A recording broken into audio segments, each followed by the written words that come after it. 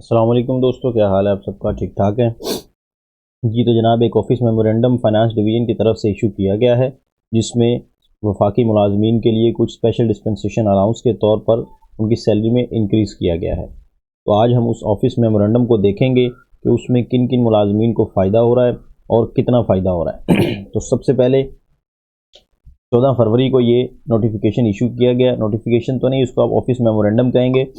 ये आप finance division की वेबसाइट से जाकर भी डाउनलोड कर सकते हैं, वहाँ से भी आपको ईजिली अवेलेबल हो जाएगा। इसमें जो पहला पॉइंट आ रहा है वो ये है कि ये 1 से 16 तक के जो मुलाजमीन हैं उनके लिए ये डिस्पेंसेशन, स्पेशल डिस्पेंसेशन अलाउंस होगा। और किस किस तरह होगा वो अब हम देखते हैं। नंबर ए में कह रहा है the incumbent in the BPS 1 to BPS 5 will be granted 2 higher pay scales as one time dispensation if they have not availed time scale policy under 2022। Ji, time scale policy क्या थी कि जो जिन employees के 10 साल हो जाते थे उनको एक स्केल अपग्रेड करके उनकी सैलरी इंक्रीज़ कर दी जाती थी और उनका एक स्केल बढ़ा दिया जाता था। तो जिन मुलाजमीन ने अभी recently time scale policy avail कर ली है उनके लिए ये ए पॉइंट नहीं होगा। जिन्होंने नहीं अवेल की उनके लिए ये होगा कि 1 से 5 तक के जो मुलाजमीन होंगे उनको 2 स्केल अपग्रेड करके उनको अगले 2 स्केल की जो सैलरी बनती है वो उन्हें दी जाएगी। मतलब 1 स्केल वाले को 3 की सैलरी दी जाएगी और 5 वाले को 7 की सैलरी दी जाएगी। लेकिन याद रखिए कि उनका स्केल अपग्रेड नहीं हुआ, ये नहीं है कि जो नई भर्ती होगी वो उस नए स्केल पर की जाएगी। स्केल को अपग्रेड नहीं किया गया, सिर्फ उनको स्पेशल डिस्पेंसेशन अलाउंस के तौर पर उनकी सैलरी में इंक्रीज किया गया है। यही बात है कि नीचे लिखा हुआ है however the substantive pay scale will remain unchange. मतलब जो उनका सब्सटेंटिव पे स्केल है वो अनचेंज होगा। अगर नई भर्ती की जाती है तो वो उसी स्केल पे की जाएगी जो स्केल पहले था। देन उसके बाद आ रहा है नंबर बी पे, कह रहा है BPS 1 to 5 will be granted 1 higher pay scale as one time dispensation। मतलब कि अगर 1 से 5 तक है उनको एक हायर पे स्केल दिया जाएगा अगर they have avail time scale policy 2022। अगर उन्होंने टाइम स्केल पॉलिसी 2022 के तहत अपना एक स्केल अपग्रेड करवा लिया है, अपना एक स्केल उनका बढ़ गया है, तो उनको फिर एक स्केल अप दिया जाएगा। तो इक्वल दोनों का वही रहेगा। मतलब जिसने नहीं ली उसका भी स्केल 3 की सैलरी मिलेगी और जिसने ले लिया है उसको भी स्केल 3 की सैलरी मिलेगी। लेकिन सब्सटेंटिव पे स्केल उनका भी अनचेंज रहेगा। मतलब नई आने वाली जो भर्तियां हैं या जो उनका सब्सटेंटिव पे स्केल है वो वही रहेगा। मतलब डिपार्टमेंट में 1 स्केल वाला मुलाजिम भी होगा उसी रैंक में और 3 वाला मुलाजिम भी होगा और उसमें 2 वाला मुलाजिम, 2 वाला तो नहीं 3 वाला ही होगा मुलाजिम, ठीक है। लेकिन उनका कैटेगरी, उनका जो जॉब टाइटल है वो एक ही होगा लेकिन उनके सैलरी में डिफरेंस आ जाएगा। नंबर सी में कह रहा था incumbents in BPS 6 to 15 will be granted next higher scale as one time dispensation। मतलब 6 से 15 तक वालों को एक टाइम डिस्पेंसेशन इंक्रीज कर दिया जाएगा उनका। If they have not avail the time scale policy 2022। अगर उन्होंने टाइम स्केल पॉलिसी 2022 अवेल नहीं की तो उनका एक स्केल अप करके उनको उसकी सैलरी दी जाएगी। लेकिन उनका भी जो सब्सटेंटिव पे स्केल है वो अनचेंज रहेगा। लेकिन याद रखिए इसमें 6 से 15 तक के अंदर जो LDC और UDC हैं वो शामिल नहीं है, उन पर इस सी का इत्तलाक नहीं होगा, उन पर बी और ए का इत्तलाक नहीं होगा। नंबर डी में आ जाएं the incumbents in BPS 6 to BPS 15 who have availed already the time scale policy 2022 will only be granted one additional increment of their current pay scale as one time dispensation। जिन्होंने time scale policy ले ली है, अपना scale उनका एक बढ़ चुका है और उनकी सैलरी इंक्रीज हो चुकी है, उनको जस्ट एक इंक्रीमेंट लग जाएगा स्पेशल डिस्पेंसेशन अलाउंस के नाम से और वो उनको रेगुलर मिलता रहेगा। The employees in BS 16 will granted one additional increment in one time dispensation. उनको एक एडिशनल इंक्रीमेंट लग जाएगा 16 ग्रेड वालों को। उनका कोई स्केल अप नहीं होगा, उनको सैलरी उनकी कोई चेंज नहीं होगी, सिर्फ उनको एक वन एडिशनल इंक्रीमेंट लग जाएगा। नंबर एफ में आ रहा है the post of LDC will be upgraded from BS 9 to 11। तो जो LDCs हैं उनकी पोस्ट को अपग्रेड कर दिया गया है, मतलब उनकी 9 से 11 कर दी गई है ग्रेड। इसका मतलब जब अपग्रेड किया जाएगा तो अपग्रेड करने से ये होगा कि जो 11वें के बेनिफिट्स प्रिविलेज हैं वही अब मिलेंगे एलडीसी को, जबकि ऊपर वाले पॉइंट्स में उन्होंने बता दिए कि सब्सटेंटिव पे स्केल नहीं चेंज होगा, उनका स्केल वही रहेगा। तो यहाँ पर एफ का मतलब ये होगा अब जब भी नई भर्ती होगी वफाक में एलडीसी की, वो 9वें की नहीं, वो 11वें स्केल की भर्ती होगी, वो स्टार्ट से ही उनको 11वां स्केल मिलेगा। इसी तरह upper division clerk from BS 11 to BS 13, तो यूडीसी को 11वां से 13वां स्केल दे दिया गया है और उनकी अपग्रेडेशन कर दी गई है। अब नवी जब भी नए यूडीसी को भर्ती किया जाएगा उनका 13वें स्केल की भर्ती होगी और उनको 13वें स्केल से सैलरी उनकी स्टार्ट होगी। और साथ ही उन्होंने ये कह दिया कि एस्टेब्लिशमेंट डिवीजन जो अपग्रेडेशन पॉलिसी के मुताबिक करेगी। नंबर 2 में कह रहा है कि the above mention special dispensation shall be subject to the following condition, कि जो ऊपर हमने जो इंक्रीमेंट किया है सैलरी में उनको नीचे वाली कंडीशन के मुताबिक किया जाएगा, ये नीचे वाली कंडीशंस एप्लीकेबल होंगी। नंबर 1 कंडीशन में क्या कह रहा है, the dispensation shall only be admissible to those civil servants of federal government who are in BPS 1 to 16 excluding employees paid out of defense estimate। 1 से 16 तक के मुलाजमीन होंगे और सिर्फ फेडरल गवर्नमेंट होंगे और साथ सिविल सर्वेंट्स होंगे, डिफेंस सेविंग वाले इसमें शामिल नहीं होंगे। या जो डिस्परेटरी रिडक्शन अलाउंस जिन जिन महकमों को लगा है उनमें भी वो वाले महकमे भी इसमें शामिल नहीं होंगे।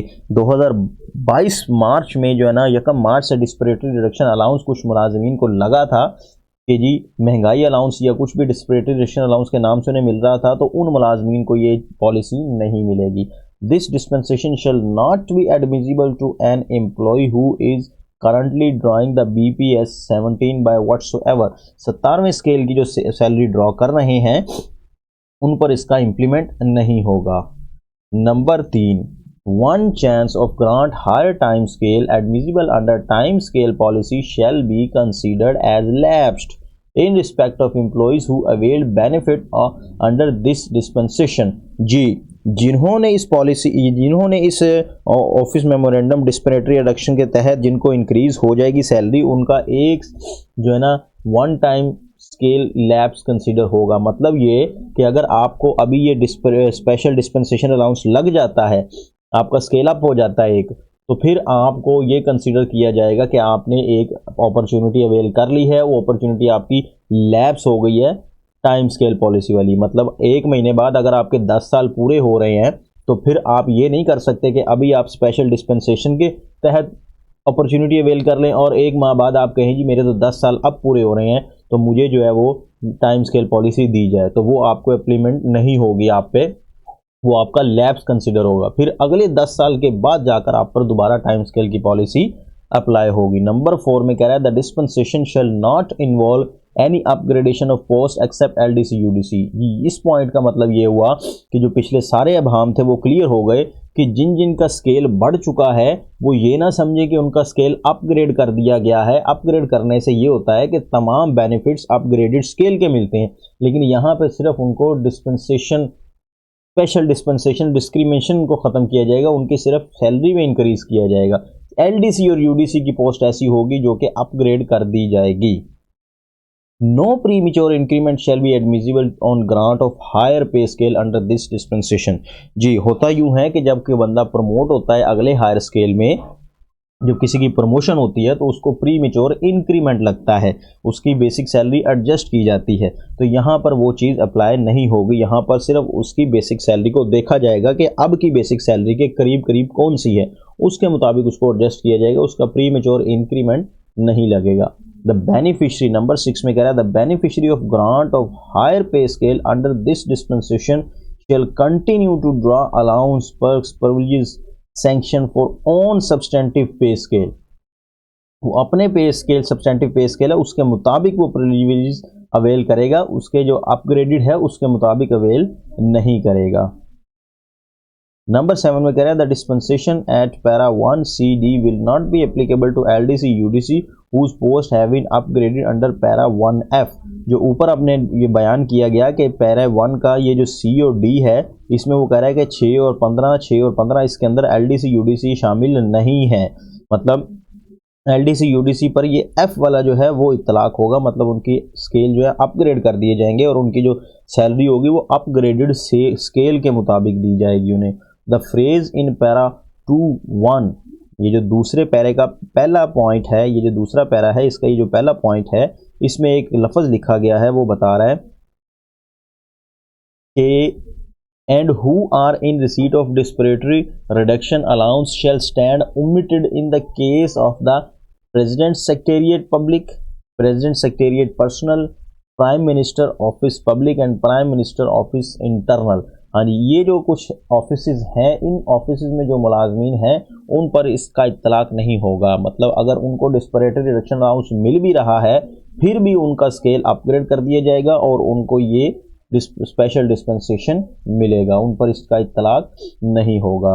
These dispensation will be effect 1/1/2023 से होंगे। ये ठीक हो गया। आगे उन्होंने एक finance division will notify N anomaly committee, anomaly committee मतलब जो तनाज़ात पैदा होते हैं उसको रिजॉल्व करने के लिए वो क्या करेगा, एक कमेटी को बनाएगा to address the issues arising from the implementation of this dispensation and the decision of the committee shall be final. और फिर इस कमेटी का डिसीजन फाइनल होगा। अगर कोई भी डिस्क्रिमिनेशन अराइज होता है due to the implementation of this dispensation तो वो कमेटी उसको रिजॉल्व करेगी। लेकिन however for any variation amendment in this dispensation the recommendation of the anomaly committee shall require prime minister approval। लेकिन उस कमेटी को किसकी अप्रूवल चाहिए होगी, प्राइम मिनिस्टर की अप्रूवल चाहिए होगी कि अगर उन्होंने कोई सिफारिशात अप्रूव करवानी है, कोई सिफारिशात इंप्लीमेंट करवानी है अपनी, तो वो सबसे पहले प्राइम मिनिस्टर की कंसर्ट लेंगे, वो अप्रूव करेंगे, तो उसके बाद फिर उनकी सिफारिशात को इत्तला किया जाएगा।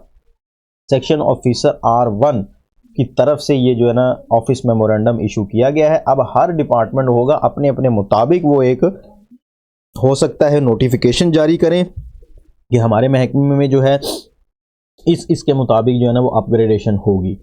तो वंस अगेन तमाम वफाकी मुलाजमीन को मुबारक हो, स्पेशली रहमान बाजवा साहब, उनकी काविशें जो है ना वो रंग लाई हैं। उन्होंने बहुत मेहनत की है इसमें, उन्होंने हर जगह प्रेजेंट किया है, तमाम वफाकी मुलाजमीन के पॉइंट्स को उन्होंने रेस किया है और उसके बाद उन्होंने एक प्रेजेंटेशन दोबारा फाइल की है फाइनेंस मिनिस्टर में कि जो अपग्रेडेशन की गई है यूडीसी की 13वें स्केल की, उसको 13वां नहीं 14वां किया जाए, क्योंकि सूबों में जो है ना यूडीसी का 14वां स्केल है। तो आई होप सो कि इंशाल्लाह वो 14वां स्केल भी हो जाएगा और सैलरी में मज़ीद इजाफा हो जाएगा। जनाब अगर आप चैनल पर नए हैं तो चैनल को सब्सक्राइब कर लें ताकि इस तरह की हर आने वाली अपडेट आप तक ईज़िली पहुँच सके। ओके जी, अपना ख्याल रखिएगा। अल्लाह हाफिज़।